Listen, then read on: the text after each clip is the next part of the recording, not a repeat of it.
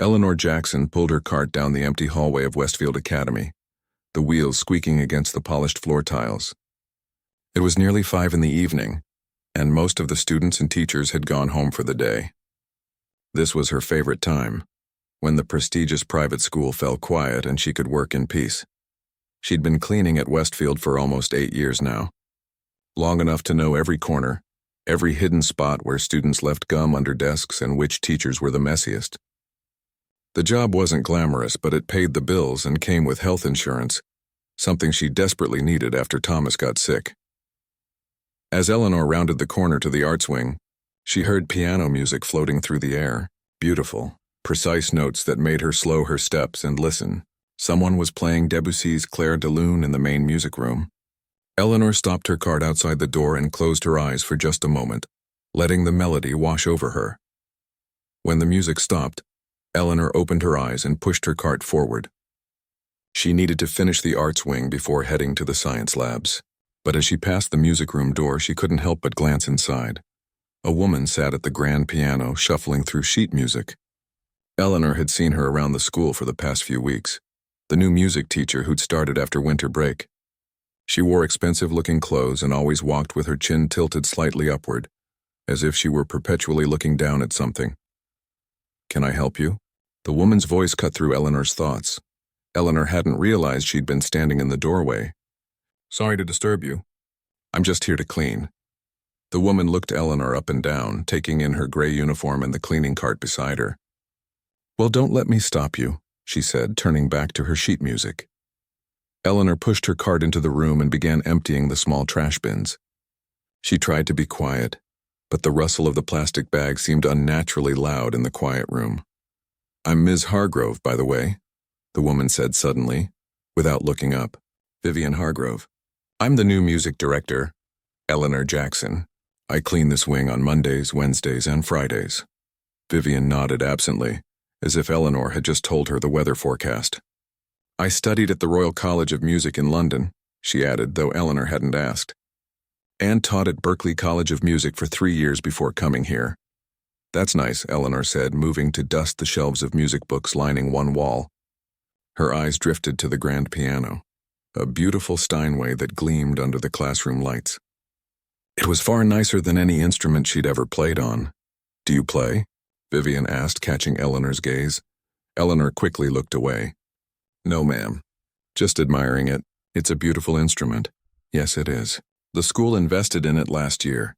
$80,000 well spent, if you ask me." Vivian ran her fingers lightly over the keys without pressing them. Not that most of the students appreciate it. Half of them can barely tell the difference between Bach and Beethoven. Eleanor nodded and continued dusting, moving closer to the piano. The smell of polish and wood brought back memories so strong they made her chest ache. She remembered another piano, another life. "Careful around the piano, please," Vivian said sharply when Eleanor came within a few feet of the instrument. "It's very sensitive to dust and moisture." "Of course," Eleanor said, stepping back. "I know how to clean around instruments." Vivian raised an eyebrow. "Do you?" There was something in her tone that made Eleanor stand straighter. "Yes, I do." For a moment, the two women looked at each other. Eleanor felt the weight of Vivian's judgment, seeing only the uniform, the cart, the cleaning supplies. Not seeing her. "Well," Vivian finally said, gathering her sheet music, "I should go. I have dinner plans in the city tonight." She slipped the papers into an expensive leather bag. "You can finish up in here." Eleanor nodded and watched as Vivian walked out, her heels clicking against the floor like tiny hammers. When she was gone, Eleanor moved to the windows, spraying glass cleaner and wiping away fingerprints left by students. She hummed quietly to herself, the same Debussy piece Vivian had been playing, though Eleanor's version in her head had a slightly different interpretation. A bit more melancholy, a bit less technical. Her gaze kept drifting to the piano. It had been so long since she'd played anything but her old upright at home, the one with the sticky E-flat key and the slightly warped soundboard. The Steinway probably felt like butter under your fingers, the keys responding to the lightest touch. Eleanor finished the windows and moved to sweep the floor. She was nearly done when the door opened again. She looked up, expecting to see Vivian returning for something forgotten, but instead saw Mr. Chin, the science teacher whose classroom was across the hall. "Oh, hello, Eleanor," he said with a friendly smile. "Just grabbing some graph paper from the supply closet in here. Go right ahead, Mr. Chen." He crossed to the small closet at the back of the room and opened it. "How are things going? Keeping busy?" "Always," Eleanor said, sweeping the last bit of dust into her pan. Mr. Chen was one of the nicer teachers. He always remembered her name and sometimes brought her tea during late cleaning shifts. "I heard the new music teacher playing earlier. She's quite good." "Yes, she is. She's got quite a reputation, apparently. The headmaster is very pleased to have her here." Mr. Chen emerged with a stack of graph paper. "Though between you and me, she doesn't seem like the friendliest person." Eleanor gave a small smile but said nothing. It wasn't her place to gossip about the teachers. "Well, have a good evening, Eleanor. Don't work too late." "You too, Mr. Chen." After he left, Eleanor finished her cleaning, giving the room one last look before wheeling her cart out. The piano sat silently in the corner, tempting and forbidden all at once. Over the next few weeks, Eleanor often heard Vivian playing as she cleaned the arts wing. Sometimes it was classical pieces, Chopin, Mozart, Liszt, and other times it was more modern compositions Eleanor didn't recognize. She always tried to time her cleaning of the music room for when Vivian wasn't there, but sometimes their schedules overlapped. Each time, Vivian made Eleanor feel like an intruder, watching her closely as she cleaned, sometimes making comments about being careful around the instruments or pointing out spots Eleanor had supposedly missed, though Eleanor knew her work was thorough. One Thursday afternoon, Eleanor was polishing the wooden trim in the hallway when she overheard Vivian talking to another teacher. "The standards at this school are not what I expected," Vivian was saying. "Half the students can barely keep time and the other staff—" She trailed off with a sigh. "Let's just say I was leading the chamber orchestra at Berkeley, and now I'm teaching hot cross buns to 12-year-olds. Eleanor kept her head down, focusing on her work. This wasn't the first time she'd overheard teachers complaining. Schools were full of politics and drama, just like any workplace. "It's not all bad," the other teacher, Mrs. Rivera from the English department, said. "The students here are bright, they just need guidance." "What they need is exposure to real culture," Vivian replied. "Most of them have never even been to the symphony. And the support staff—" She lowered her voice, but not enough. "I caught the cleaning woman staring at the piano again yesterday, like she'd never seen one before. I mean, I understand we need maintenance workers, but it's uncomfortable having them hovering around while I'm trying to work." Eleanor's hand tightened around her polishing cloth. She'd been called many things over the years: cleaning lady, janitor, custodian, but never just the cleaning woman, as if she had no name, no identity beyond her job. "Vivian," Mrs. Rivera said with a note of disapproval. "Eleanor has worked here for years. She's very good at her job." "I'm sure she is," Vivian said dismissively. "I just prefer to practice in private, that's all." The conversation moved on to other topics, and the two teachers walked away, not noticing Eleanor kneeling by the wall. She waited until they were gone before standing up, her knees protesting after being bent for so long. She was used to being invisible. It came with the job. But something about Vivian's words stung more than usual. Later that week, Eleanor heard about the faculty gathering planned for Friday afternoon. The headmaster had organized a small reception to officially welcome the new staff members who had joined mid-year. It would be held in the music hall with refreshments and a few speeches. Eleanor wasn't invited. Of course, these events were for teachers and administrators, not support staff, but she was asked to help set up the refreshment table and then clean up afterward. She didn't mind.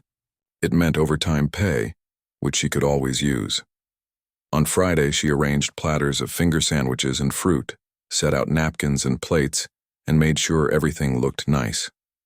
Then she slipped into the background as teachers began to arrive, chatting in small groups, wine glasses in hand.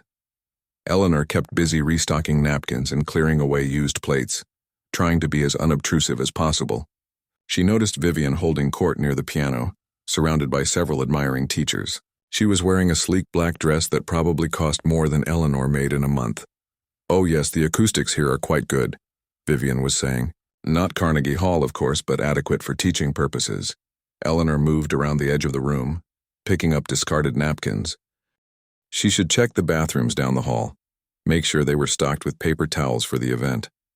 She was about to slip out when she heard Vivian's voice louder than before. "Well, look who's here. Our dedicated cleaning staff making sure everything's tidy." Eleanor turned, finding Vivian looking directly at her, a glass of wine in hand and a smile that didn't reach her eyes. The conversation around them quieted as other teachers looked over. "Just doing my job. Miss Hargrove," Eleanor said quietly, wanting to disappear. "And doing it well, I'm sure." Vivian's voice carried across the room. "You know, I've noticed you always linger a bit longer in the music room." "Do you enjoy music, Eleanor?" Several teachers were watching now, some looking uncomfortable, others curious. Eleanor felt heat rising in her cheeks. "Everyone enjoys music, Miss Hargrove." "Of course they do." Vivian took a sip of her wine. "Tell me, Eleanor, have you ever played an instrument?" "The piano, perhaps?" And in that moment, looking at Vivian's smug smile, Eleanor knew exactly what was coming next. Eleanor stood frozen, trash bag in hand, as Vivian's question hung in the air. The room had grown oddly quiet, with several teachers watching the exchange with uncomfortable expressions. "I asked if you've ever played the piano, Eleanor," Vivian repeated, her voice carrying across the music hall. She gestured toward the grand piano with her wine glass. "You seem so fascinated by it whenever you're cleaning." Eleanor felt a tightness in her chest. She knew what Vivian was doing, trying to embarrass her, to put her in her place. The cleaning lady who dared to appreciate fine music. "I've played a little," Eleanor said carefully, keeping her voice even. She glanced toward the door, wishing she could slip away. "A little?" Vivian's eyebrows rose. "How interesting. What kind of music do you play? Church hymns? Pop songs?" There was a condescending edge to her questions. Headmaster Phillips stepped forward, sensing the tension. "Vivian, I think we should move on to your welcome speech. Everyone is eager to hear about your plans for the music department." But Vivian wasn't ready to let go. She smiled at Eleanor with false warmth. "Actually, I have a wonderful idea. Why don't you play something for us, Eleanor? Give us a little demonstration." Several teachers shifted uncomfortably. Mr. Chen frowned from across the room. Mrs. Rivera stepped forward. "Vivian, I don't think—" "No, really," Vivian insisted. "If Eleanor enjoys music so much, I'm sure she wouldn't mind sharing her talents." "We're all friends here, aren't we?" She looked around at the other faculty members, challenging anyone to contradict her. Eleanor felt every eye in the room on her. Her hands gripped the trash bag tightly. She could refuse, of course. She could say no and walk out. But something in Vivian's smug expression made her blood boil. The assumption that she couldn't play, that she was somehow less than everyone else in the room because of her job. "I'm working right now," Eleanor said quietly. "Oh, surely Headmaster Phillips wouldn't mind giving you a 5-minute break," Vivian said, turning to the headmaster with a winning smile. "For the sake of faculty bonding." Headmaster Phillips looked deeply uncomfortable.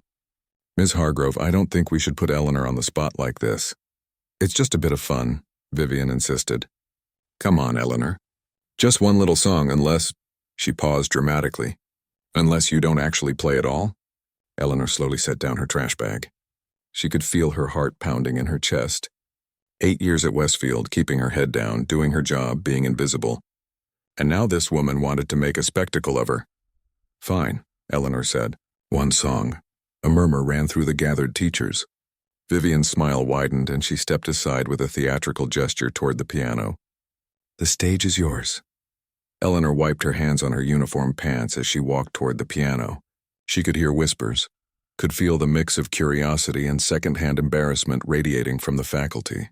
Some looked away, not wanting to witness what they assumed would be her humiliation. The piano bench felt cold as Eleanor sat down. It had been years since she'd played on an instrument this fine. Her old upright at home was nothing compared to this Steinway. She adjusted the bench, a lifetime of habits kicking in automatically, back straight, feet positioned by the pedals, hands hovering over the keys. Eleanor took a deep breath and closed her eyes. She could walk away. She could get up right now, grab her cleaning cart, and leave. No one would blame her. But something kept her seated. Perhaps pride. Perhaps the memory of another life, another time. She placed her fingers on the keys and began to play. The first notes of Chopin's Nocturne Opera 9 No. 2 filled the room. Eleanor's fingers moved with certainty, muscle memory taking over despite the years since she'd played this piece in public. The beautiful, haunting melody flowed from the piano as naturally as breathing. There was a collective intake of breath from the audience, Eleanor kept her eyes closed, losing herself in the music. She didn't need to see their reactions. The music spoke for itself. The delicate passages, the emotional swells, the technical precision that could only come from years of training and practice. As she played, Eleanor felt something unlock inside her.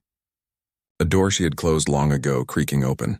The weight of the day, of Vivian's cruelty, of years of being overlooked, all of it melted away under her fingertips.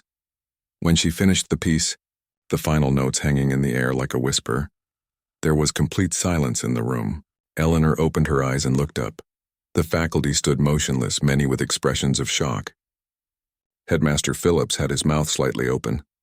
Mrs. Rivera was wiping a tear from her eye. And Vivian's face had drained of color, her wine glass clutched tightly in her hand. Mr. Chen was the first to break the silence. He began to clap slowly at first, then with enthusiasm. Others joined in, the applause building until it filled the music hall. Someone in the back let out a whoop of appreciation. Eleanor stood from the piano bench, her legs feeling unsteady. She hadn't performed for an audience in over 20 years. She'd forgotten the rush, the vulnerability, the power of it. That was extraordinary, Headmaster Phillips said, stepping forward. Truly beautiful, Eleanor. Eleanor nodded, unsure what to say. She looked over at Vivian, whose face had shifted from shock to something more calculated. Yes, Vivian said tightly. Quite surprising. Where did you learn to play like that, Eleanor? You clearly had some training. Before Eleanor could answer, Mrs. Rivera interrupted. I think we all would love to hear the story, but perhaps not right now. She gave Eleanor a kind smile. Maybe Eleanor would like a moment to herself. Eleanor nodded gratefully. If you'll excuse me, she said, I should get back to work. Of course, Headmaster Phillips said quickly. Thank you for sharing your gift with us. Eleanor moved back to her cleaning cart, aware of the eyes following her. The dynamic in the room had shifted. She was no longer invisible. For better or worse, they were seeing her now. As she pushed her cart toward the door, she heard whispers. Did you know she could play like that? Where do you think she studied? Why is she working as a janitor if she can play like that? Eleanor slipped out into the hallway, leaning against the wall once she was out of sight. Her hands were trembling, not from fear now, but from adrenaline, from the feeling of keys beneath her fingers after so long, from the memory of who she had once been. She took a deep breath and continued down the corridor to check the bathrooms, as she'd planned to do before Vivian had singled her out. Life didn't stop because you revealed a piece of yourself you'd kept hidden. The toilet still needed checking, the paper towels restocking. The mundane continued alongside the extraordinary. When she returned to the music hall 20 minutes later, the atmosphere had changed. People were talking in animated groups, sipping wine, eating hors d'oeuvres. But as Eleanor entered, conversations paused, eyes turned toward her. Headmaster Phillips approached her, a plate of food in his hand. Eleanor, that was truly remarkable. I had no idea you were so talented. Eleanor nodded, uncomfortable with the attention. Thank you, sir. Where did you study? If you don't mind my asking. Eleanor hesitated. It had been so long since she'd talked about that part of her life. Juilliard, she said finally. I studied at Juilliard. This revelation caused another ripple through the nearby faculty members who overheard. Juilliard was one of the most prestigious music schools in the world. Even Vivian, standing by the refreshment table with a tight smile, couldn't dismiss that. Juilliard? Headmaster Phillips repeated, clearly impressed. And may I ask how you came to be? I mean, what brought you to Westfield? The real question was clear. How did someone who studied at Juilliard end up cleaning floors? Eleanor met his gaze steadily. Life takes unexpected turns, Headmaster Phillips. I needed a steady job with benefits when my husband got sick. After he passed, I stayed on. It's honest work. Headmaster Phillips nodded, looking slightly embarrassed. Of course. Well, you certainly have an extraordinary talent. Have you ever considered teaching? Eleanor smiled politely. It's been a long time since I thought about music professionally. Across the room, Eleanor could see Vivian watching them, her expression unreadable. The woman who had tried to humiliate her was now faced with the reality that the cleaning lady she'd looked down on had trained at one of the same elite institutions as herself. As Eleanor moved to empty another trash bin, Mr. Chen approached her. That was incredible, he said quietly. You know, we have a piano club for students after school on Tuesdays. Some of them are quite talented, but they could learn a lot from someone like you. I'm not a teacher, Mr. Chen. Maybe not officially, he said, but talent like yours shouldn't be hidden away. Just think about it. As the evening wound down and teachers began to leave, Eleanor continued her work, cleaning up discarded napkins and empty glasses. But something had changed. Teachers who had barely noticed her before now smiled, nodded, said goodbye as they left. Only Vivian kept her distance, gathering her things quickly and leaving without a word, her attempt at public humiliation having backfired spectacularly. When everyone had gone, Eleanor stood alone in the music hall. The piano sat silently in the corner, but it seemed different now.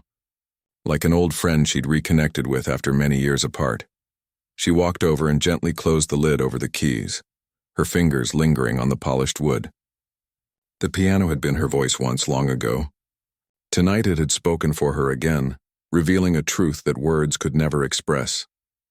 Eleanor finished cleaning the room, turned off the lights, and wheeled her cart into the hallway.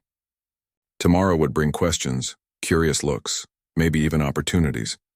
But for tonight she just wanted to go home and sit at her own worn piano, to play until the feelings swirling inside her found their way out through her fingertips. She had been seen. After 8 years of invisibility, she had been seen. Eleanor didn't sleep well that night. She tossed and turned, replaying the evening's events in her mind. The looks on the teachers' faces, the applause, the questions, and beneath it all a strange mixture of pride and anxiety. She had kept that part of herself locked away for so long that bringing it into the light felt like exposing a raw nerve. When her alarm went off at 5 the next morning, she got up with a heaviness in her limbs. Saturday shifts were quieter, with fewer staff around and no students. Usually she appreciated the calm, but today she dreaded facing anyone who had witnessed last night's performance. The school was nearly empty when she arrived. She changed into her uniform in the small staff locker room and gathered her supplies, going through the familiar motions that had structured her days for years. Clean the classrooms first, then the hallways, bathrooms last. As she pushed her cart toward the science wing, she heard footsteps behind her and turned to see Headmaster Phillips approaching, looking oddly formal for a Saturday in his pressed shirt and tie. "Good morning, Eleanor," he said, his voice warm. "I hoped I'd catch you before you got too deep into your rounds." "Good morning, sir," Eleanor replied, wondering what had brought the headmaster to school on a weekend. "I wanted to talk to you about last night," he said, getting straight to the point. "Your performance was exceptional." "Truly extraordinary. Thank you," Eleanor said, her hands tightening on the handle of her cart. "I've been thinking," he continued, "about how we might better utilize your talents here at Westfield." Eleanor felt a flutter of unease. "Sir, I appreciate the thought, but I'm here to clean. That's my job. And you do it exceptionally well," he said quickly. "But Eleanor, someone with your abilities, it seems a waste not to share them with our students." Eleanor had heard similar sentiments throughout her life. Well-meaning people who couldn't understand how someone with her training could be content with manual labor. They never saw the complex calculations that had led her here, the need for steady income, health insurance, predictable hours while Thomas was sick. The way music had become too painful after he died, wrapped up as it was with memories of him sitting in concert halls, his face glowing with pride. "What exactly are you suggesting, sir?" she asked. "Perhaps you could offer some master classes, work with our advanced piano students." Headmaster Phillips looked hopeful. "Ms. Hargrove is excellent, of course, but your perspective would be valuable. We could adjust your schedule, reduce some of your cleaning duties to make time." Eleanor hesitated. The thought of teaching again brought a mix of longing and fear. "I haven't taught in over 20 years. Some skills never leave us," he said. "Just think about it, will you? No pressure, just consider the possibility." Eleanor nodded, more to end the conversation than to agree. "I should get to work, sir. The science labs won't clean themselves, of course, of course." He stepped aside to let her pass. "We'll talk more next week." As Eleanor pushed her cart down the hallway, her mind was far from the tasks at hand. Teaching again, playing again, stepping back into that world after deliberately walking away from it. The science wing was mercifully empty, allowing her to clean on autopilot while her thoughts churned. By mid-morning, she had worked her way to the arts building. She approached the music room with caution, hoping it would be empty, but as she neared the door, she heard voices inside. "Absolutely ridiculous." Vivian's voice carried into the hallway. The woman cleans floors for a living. Yes, she can play a memorized piece, but that hardly qualifies her to teach. Eleanor slowed her steps, listening despite herself. Her training speaks for itself, another voice responded. Mrs. Rivera from the English department. You can't dismiss Juilliard, Vivian. People wash out of top programs all the time, Vivian said dismissively. There's a reason she's not performing or teaching at a conservatory. Besides, bringing in an untrained instructor could undermine the entire department. Our standards include recognizing talent wherever we find it, Mrs. Rivera interrupted. The students who heard about last night are already asking when they can hear her play. Word travels fast, Vivian said coldly. In a school this size? Of course it does. Half the faculty were texting about it last night. Eleanor backed away from the door, not wanting to hear more. She'd go clean the art classrooms first and come back later. But as she turned, she almost bumped into Mr. Chen, who was walking down the hallway with a stack of papers. Eleanor, he said with genuine warmth. Just the person I was hoping to see? Eleanor managed to smile. Good morning, Mr. Chen. Last night was quite something, he said, lowering his voice. I've never seen Vivian so shocked. It was, he searched for the right word, satisfying. Despite herself, Eleanor felt a small smile tugging at her lips. I should have just done my job and kept my head down. No, Mr. Chen said firmly. No, you absolutely should not have. Talent like yours deserves to be heard. He glanced at the music room door. Don't let her make you doubt yourself. She's just threatened because you're good, really good. Thank you, Eleanor said, genuinely touched by his support. But it was just one piece. One moment. Sometimes one moment is all it takes to change things, he said. Then, more practically, listen, I meant what I said about the piano club. The students would love to learn from you, even if it's just occasionally. Before Eleanor could respond, the music room door opened and Vivian and Mrs. Rivera emerged, both looking surprised to find Eleanor and Mr. Chen standing there. Eleanor, Mrs. Rivera said warmly, how are you today? Fine, thank you, Eleanor replied, keeping her expression neutral. She nodded politely to Vivian, who gave a tight smile in return. I was just telling Mr. Chen that I need to clean the music room, Eleanor said, gesturing to her cart. If you're finished in there? Of course, Mrs. Rivera said. We were just leaving. She touched Eleanor's arm lightly as she passed. We're all still talking about your playing. It was beautiful. After they left, Eleanor entered the music room, trying to ignore the weight of Vivian's gaze on her back. The room looked the same as it always did. Chairs arranged in neat rows, music stands folded against the wall, the grand piano commanding attention from its corner position. But something felt different. The space held memories now, of applause, of recognition, of stepping briefly back into a life she'd left behind. Eleanor cleaned methodically, dusting the shelves, sweeping the floor, wiping down surfaces. When she finished everything else, only the piano remained. She approached it with the special polish reserved for fine wooden instruments, carefully removing fingerprints from its glossy surface. As she worked, she found herself humming, Chopin again, but a different piece this time. A polonaise she'd once performed in her second year at Juilliard. The music came back to her easily, as if it had been waiting all this time for her to remember it. Before she could stop herself, Eleanor sat down at the piano bench. No one was around. Just a few minutes, she told herself. Just to feel those magnificent keys again. She began to play the polonaise, letting her fingers find their way through the complex passages. It had been one of her signature pieces once, a showcase for both technical skill and emotional depth. As she played, memories flooded back of practice rooms and recitals, of constructive criticism and hard-won praise, of the pure joy of creating something beautiful. So absorbed was she in the music that she didn't hear the door open, didn't realize anyone had entered until she finished the piece and heard a small gasp. She turned quickly to find a teenage girl standing just inside the doorway, eyes wide with wonder. That was amazing, the girl said. Are you the janitor everyone's talking about? The one who played last night? Eleanor felt her cheeks warm.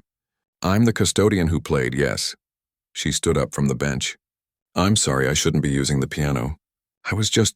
No, please don't stop, the girl said, stepping further into the room. I've never heard that piece played like that before. With so much... feeling. Eleanor recognized her now, one of the seniors who practiced in the music room after school sometimes. A talented player with a scholarship to a music program, if she remembered correctly. "You're Lily, right?" Eleanor asked. "I've heard you practicing." "Beethoven's sonatas." The girl looked surprised and pleased to be recognized. "Yes, I'm working on Optier's 13 for my college auditions. But I'm stuck on the third movement." She hesitated, then asked hopefully, would you mind showing me how you approach the emotional shifts in a piece? Ms. Hargrove is always focused on technical precision. But when you play, it's like you're telling a story. Eleanor should say no. She should finish cleaning, move on to the next room, maintain the boundaries that kept her life simple and predictable. But looking at Lily's eager face, she remembered what it was like to be young and passionate about music, hungry for guidance. "I have 10 minutes before I need to move on to the gym," Eleanor said, sitting back down at the piano. "Show me where you're having trouble." Lily's face lit up as she hurried over to the piano, pulling sheet music from her backpack. As they sat side by side on the bench, Eleanor felt something shift inside her, a door opening wider, letting in more light. For the next 10 minutes, Eleanor guided Lily through the troublesome passage, demonstrating techniques for conveying the emotional undercurrents of Beethoven's work. The girl was a quick study, talented and eager to learn. "That's so much better," Lily exclaimed after successfully playing through the section. "You explain things differently than Ms. Hargrove. It makes more sense somehow." "Different teachers have different approaches," Eleanor said diplomatically. "Ms. Hargrove's focus on technique is important, but music isn't just about hitting the right notes," Lily said. "It's about making people feel something." Eleanor smiled, hearing an echo of her own younger self in the girl's words. "Yes, that's exactly right." When their impromptu lesson ended, Lily gathered her music, looking reluctant to leave. "Will you be teaching here now? Everyone's saying Headmaster Phillips wants you to. News really did travel fast at Westfield." "I don't know yet," Eleanor said honestly. "It's complicated." "Well, I hope you do," Lily said with the straightforward certainty of youth. "You'd be an amazing teacher." After Lily left, Eleanor sat for a moment, hands resting lightly on the keys. 24 hours ago, she had been invisible, just the woman who emptied trash bins and cleaned bathrooms. Now students knew her name, teachers were talking about her, and possibilities she'd long ago dismissed were suddenly being presented to her again. It was terrifying. It was exhilarating. Eleanor closed the piano lid gently and stood up. She had a job to finish. The gym floors needed mopping. The locker rooms needed disinfecting. Life went on, regardless of moments of unexpected recognition. But as she pushed her cart down the hallway, she found herself walking a little straighter, humming a little louder. The music that had been buried inside her for so long was working its way back to the surface, note by note, measure by measure. Whether she was ready or not, change was coming. The question was whether she would have the courage to embrace it. By Monday morning, Eleanor's weekend of quiet reflection was over, and she faced the reality of returning to a school where she was no longer invisible. She arrived early as usual, hoping to complete some work before the hallways filled with students and teachers. But Headmaster Phillips was waiting for her in the maintenance office. "Good morning, Eleanor," he said, rising from the folding chair where he'd been sitting. "I hope I'm not interrupting your routine." "Good morning, sir," Eleanor replied, hanging her coat on the hook by the door. "Is everything all right?" "More than all right," he said, his enthusiasm barely contained. "I've been thinking about our conversation on Saturday, about you possibly teaching some master classes." Eleanor nodded cautiously. "I remember. Well, I've spoken with the board and they're thrilled by the possibility.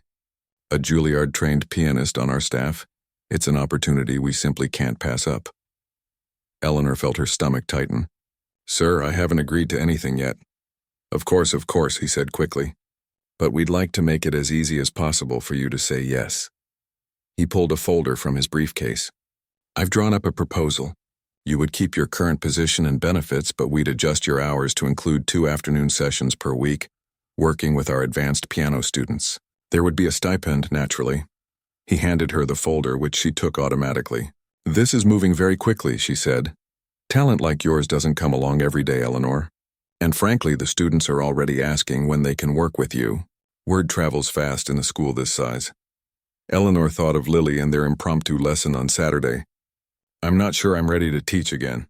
Headmaster Phillips' expression softened. May I ask, what happened? How did someone with your training end up? He hesitated. Cleaning toilets. Eleanor finished for him, with a hint of challenge in her voice. He had the grace to look embarrassed. I didn't mean it like that, Eleanor sighed. She rarely spoke about her past, but perhaps it was time. My husband Thomas was diagnosed with kidney disease during my second year performing with the Philadelphia Orchestra. He needed dialysis 3 times a week and eventually a transplant. The medical bills piled up. I needed steady work with good health insurance more than I needed to play concerts. Headmaster Phillips nodded slowly. I'm sorry. After the transplant failed and Thomas died, I just kept going. The work was steady. The routine helped. She looked down at the folder in her hands. Music reminded me too much of him. He used to come to every performance, always sat in the same spot so I could find his face in the crowd. And now? Headmaster Phillips asked gently. It's been 7 years since he passed, Eleanor said. And yes, playing the other night felt good. Better than I expected. But teaching is a big step. Just look over the proposal, he said. Take your time. But Eleanor, sometimes life gives us second chances in unexpected ways. I'd hate to see you miss this one. After he left, Eleanor placed the folder in her locker without opening it. She had work to do. Floors to mop, trash to empty, bathrooms to clean. The familiar routine would help her think. As she pushed her cart through the hallways, she noticed the difference immediately. Students who had never given her a second glance now smiled or waved. A group of girls whispered and looked her way as she passed. One boy actually stopped her to ask if she was the piano lady everyone was talking about. By lunchtime, Eleanor felt drained from the attention. She retreated to the small break room where the maintenance staff usually ate, hoping for a few minutes of peace. But even there, she found herself the center of attention as 2 of her co-workers peppered her with questions. Is it true you went to Juilliard? Why didn't you ever tell us you could play like that? Are you going to teach music now instead of cleaning? Eleanor answered as briefly as she could, relieved when her half-hour break ended and she could return to work. But as she approached the music wing for her afternoon cleaning, a knot formed in her stomach. Vivian would be teaching there now. As Eleanor neared the music room, she heard raised voices and slowed her steps. Completely undermines my authority, Vivian was saying, her voice sharp with anger. I am the music director here. Bringing in an untrained custodian to teach. Eleanor is hardly untrained, Vivian. Headmaster Phillips responded, his tone patient but firm. She studied at one of the finest music schools in the world, 20 years ago, and clearly she didn't have what it takes to make it in the professional world. Eleanor stopped outside the door, her cheeks burning. She should walk away, come back later, but something kept her rooted to the spot. That's unfair and you know it, Headmaster Phillips said. Life circumstances, Vivian scoffed. We all face challenges. The truly dedicated find a way to overcome them. The truly dedicated also recognize talent when they see it, Headmaster Phillips countered. I would have thought you of all people would appreciate what Eleanor could bring to our students. What I appreciate is professionalism and proper qualifications.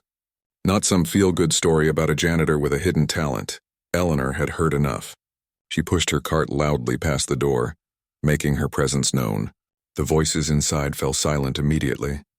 She continued down the hall, her back straight and her eyes forward.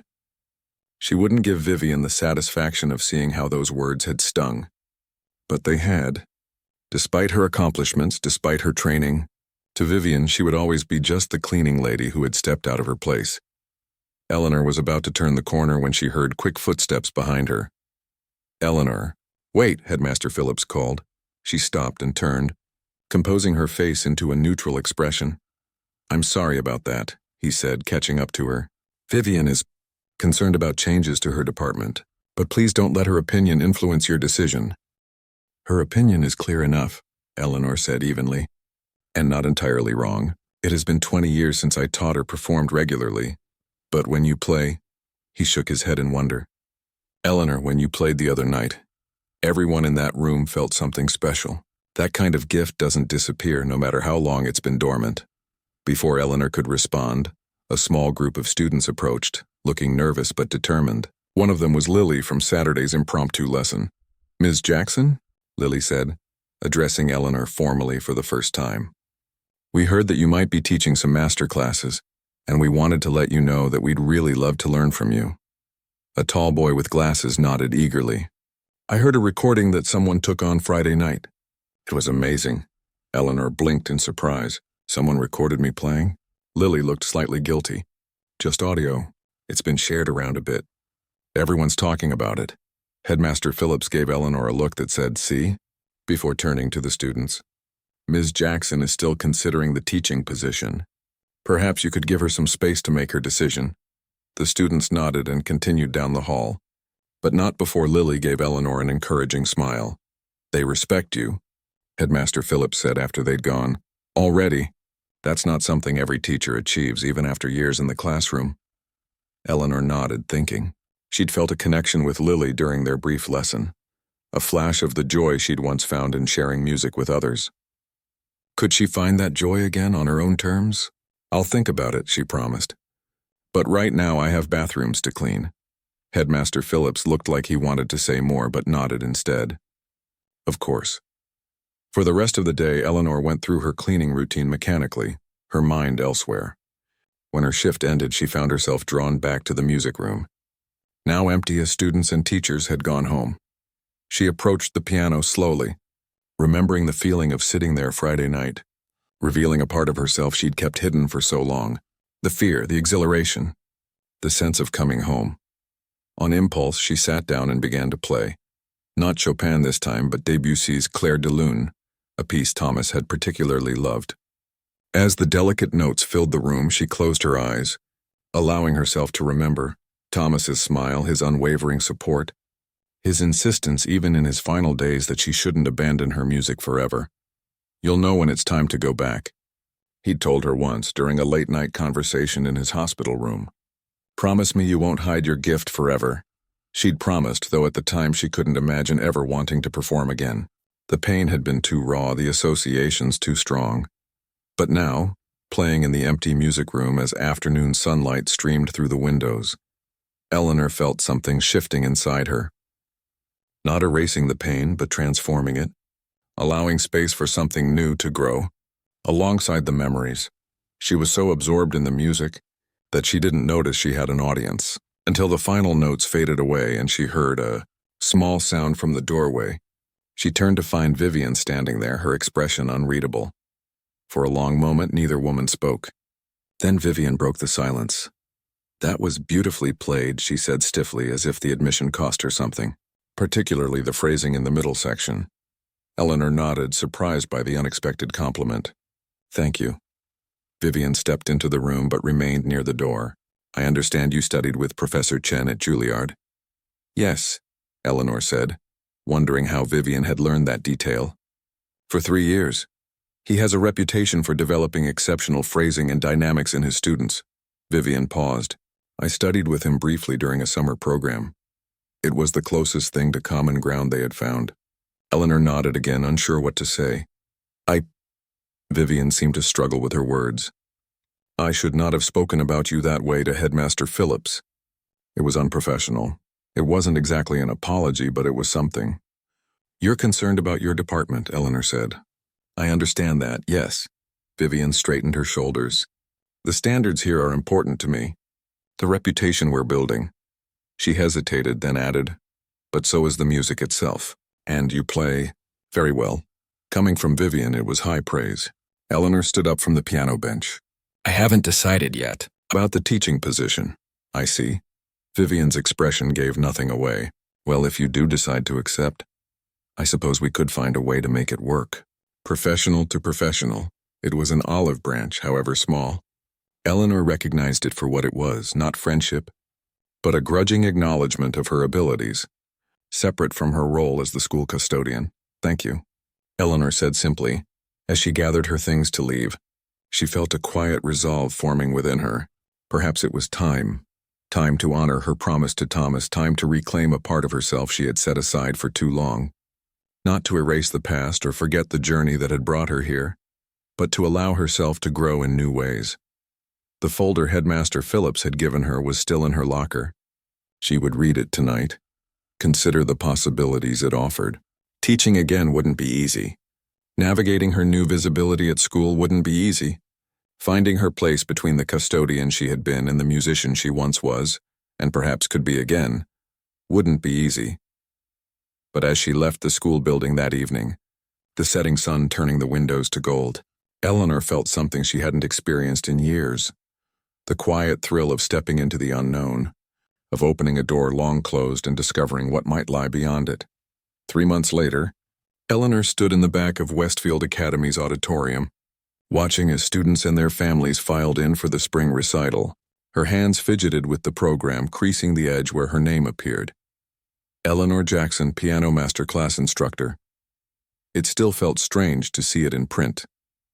Stranger still to be standing here in a simple black dress instead of her gray custodian's uniform, waiting to watch her students perform rather than to clean up afterward.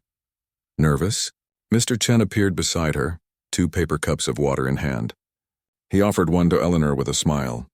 Terrified, she admitted, accepting the water gratefully. For them, not for me. They'll be fine, he assured her. They've had an excellent teacher. Eleanor took a deep breath, trying to believe him. When she'd finally agreed to take on the master classes 2 afternoons a week, she'd had no idea how completely it would change her life at Westfield. She still worked as a custodian 3 days a week. She'd insisted on keeping that role, the stability and independence it provided. But the other 2 days, she taught. And somehow, against all odds, she was good at it. There's quite a crowd, she noted, scanning the rapidly filling auditorium. Word has spread, Mr. Chen said, about the janitor who plays like an angel and teaches like a dream. Eleanor laughed, embarrassed by the description. Hardly that. Don't sell yourself short. Your students have made remarkable progress. Even Vivian has noticed. As if summoned by her name, Vivian Hargrove appeared from the wings of the stage, elegant in a tailored suit, checking the piano placement and music stands with meticulous attention to detail. The past 3 months had seen a gradual, if reluctant, warming in their professional relationship. It wasn't friendship, probably never would be, but there was a growing mutual respect that made their shared responsibilities manageable. The lights dimmed slightly, signaling 5 minutes until the recital began. Eleanor excused herself from Mr. Chen and made her way backstage to check on her students. They were gathered in a small classroom, practicing finger exercises, adjusting their formal clothes, or simply staring into space with the blank look of performance anxiety. Lily spotted her first. Ms. Jackson, is it full out there? Are a lot of people coming? The auditorium is filling up nicely, Eleanor confirmed, trying to sound calmer than she felt. But remember, those people are here to support you, not judge you. A tall boy named David looked unconvinced.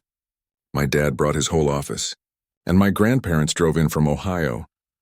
Then they'll be the ones clapping loudest no matter what happens, Eleanor assured him. She gathered the students into a loose circle. Listen, all of you. Tonight isn't about playing perfectly. It's about sharing something meaningful with the audience.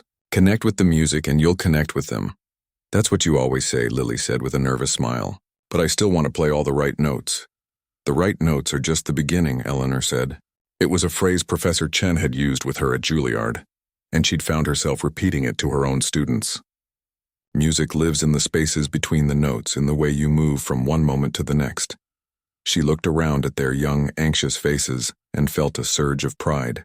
They had worked so hard over these past months, not just on technique but on finding their own voices at the piano.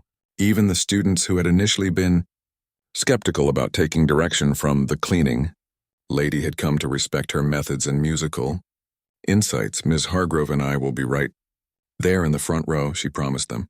Just focus on the music. The rest will take care of itself. Headmaster Phillips appeared at the door. 5 minutes, everyone. Eleanor, may I have a word? She followed him into the hallway, leaving the students to their last-minute preparations. I wanted to thank you, he said, his voice warm with sincerity. These past few months have transformed our music program. The students are inspired, the parents are impressed, and even the board is taking notice. The students did all the hard work, Eleanor said modestly, because you showed them how. He hesitated, then added, I have a proposal for next year. The board has approved funding for a full-time position, half teaching, half administrative work for the arts department. We'd like to offer it to you. Eleanor blinked in surprise. Full-time teaching? But what about, you'd no longer be responsible for custodial duties, he clarified. This would be a faculty position with appropriate salary and benefits. Of course, we'll need someone to take over your current cleaning responsibilities, but that's not your concern. Eleanor felt oddly conflicted. The offer was generous, better than generous, but the thought of giving up her custodial work entirely brought an unexpected pang. That job had carried her through the darkest period of her life, had given her structure when she needed it most. "I'll need some time to think about it," she said finally. "Of course," Headmaster Phillips nodded. "No rush, just know that the opportunity is there when you're ready." He checked his watch. "We should get started. The natives are getting restless out there." As Eleanor followed him back toward the auditorium, she passed a large mirror in the hallway and barely recognized herself. Not just the dress instead of the uniform, but the way she carried herself. The light in her eyes that had been absent for so long. The recital began with Vivian's opening remarks, polished and professional as always. Eleanor sat in the front row as promised, her heart pounding harder than it had for her own performances years ago. One by one, Vivian's students performed, displaying the technical precision she demanded. They played well, if somewhat cautiously, earning warm applause from the audience. Then came Eleanor's students. Lily was first, taking the stage with a nervous smile. She had chosen a challenging Beethoven sonata, the very piece they had first worked on together 3 months ago. As she began to play, Eleanor found herself holding her breath. The difference was remarkable. Where Vivian's students had been precise but reserved, Lily played with both technical skill and emotional depth. She took risks, allowing the music to breathe and swell in a way that made the familiar piece sound new. When she finished, the audience erupted in applause that was noticeably more enthusiastic than what had come before. One after another, Eleanor's students performed, each bringing their own interpretation to the music they had chosen. David, despite his nerves, delivered a moving rendition of a Chopin nocturne. 2 younger students played a duet with a playfulness that made the audience smile. By the time the last student took her bow, Eleanor felt a knot of emotion in her throat, pride, joy, and something like wonder at what these young people had accomplished. For the finale, Vivian had arranged a surprise. She took the microphone with an uncharacteristic smile. "To close our program tonight, we have a special performance. When I first came to Westfield Academy, I believed I knew exactly what excellence in music education should look like." She paused, her gaze finding Eleanor in the front row. "I've since learned that excellence can take many forms, and true talent deserves recognition no matter where we find it. Ladies and gentlemen, please welcome to the stage, Eleanor Jackson." A spotlight found Eleanor as the audience applauded. For a moment, she sat frozen, unsure what was happening. Vivian had mentioned nothing about her performing. But Lily was at her side, gently urging her up, and somehow she found herself walking to the stage on unsteady legs. "We would be honored if you would play for us," Vivian said quietly, extending a hand toward the piano. Eleanor looked out at the sea of faces, her students, their families, her colleagues, all watching with expectation. 3 months ago, the thought of performing again would have terrified her. Now it felt like the most natural thing in the world. She sat at the piano, adjusted the bench from muscle memory, and placed her hands on the keys.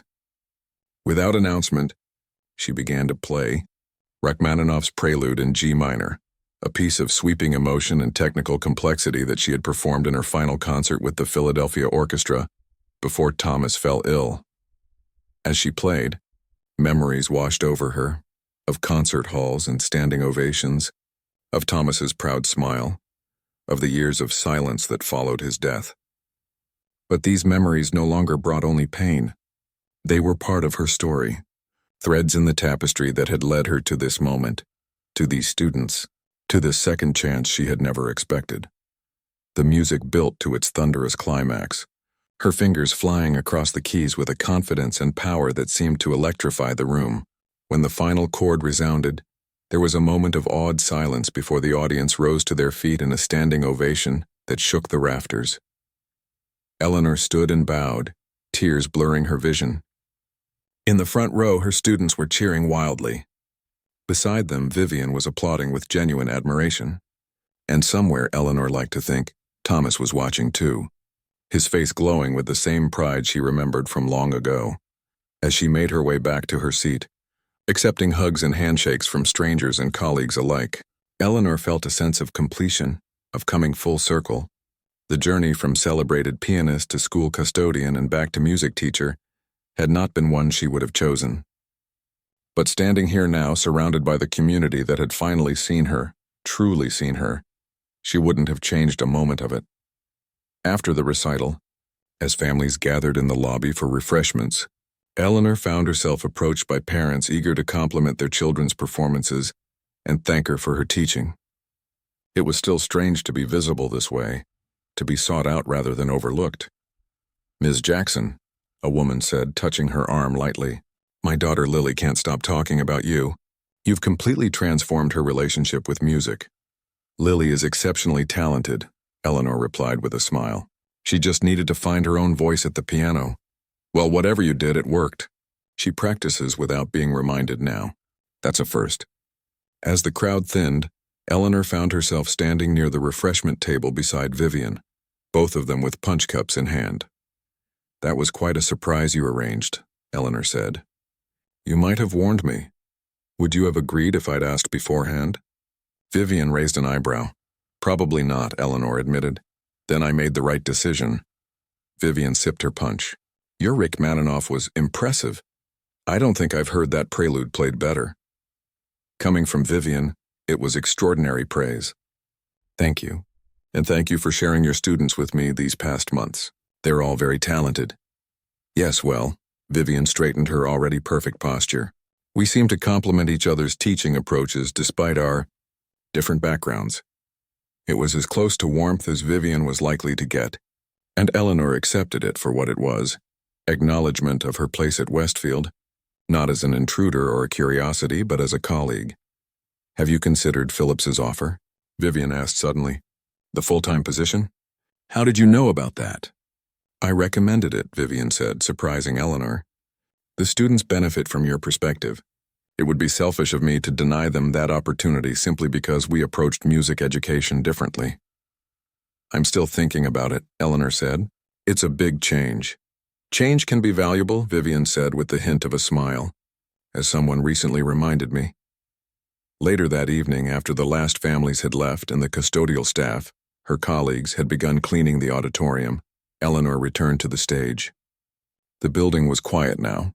The excitement of the recital faded into the stillness of night. She sat at the piano one more time, not to play but simply to feel the weight of the moment. 3 months ago, she had been forced to sit at this same piano by a teacher who sought to humiliate her. That moment, meant to remind her of her place, had instead opened a door she thought forever closed. Life's second chances rarely came in expected packages. From the back of the auditorium, a voice called out, "Encore!" Eleanor looked up to see Mr. Chen walking down the center aisle. She laughed. "I think I've had enough spotlight for one night." "Fair enough," he said, joining her on the stage. "It was quite a performance. Quite a night altogether." "Yes," she agreed. "I never thought that being forced to play the piano would change your life." "Something like that." Eleanor smiled, running her fingers lightly over the keys without pressing them. "I spent so many years trying not to be noticed, trying to be invisible. And now you're exactly where you're meant to be," Mr. Chen said. "Doing what you were born to do." Eleanor considered his words, thinking of the full-time position Headmaster Phillips had offered. Perhaps it was time to fully embrace this new chapter, to step completely into the role she had once abandoned. "I think I'm ready," she said, more to herself than to Mr. Chen. "Ready to be seen." As they walked together out of the auditorium, Eleanor glanced back at the piano one last time.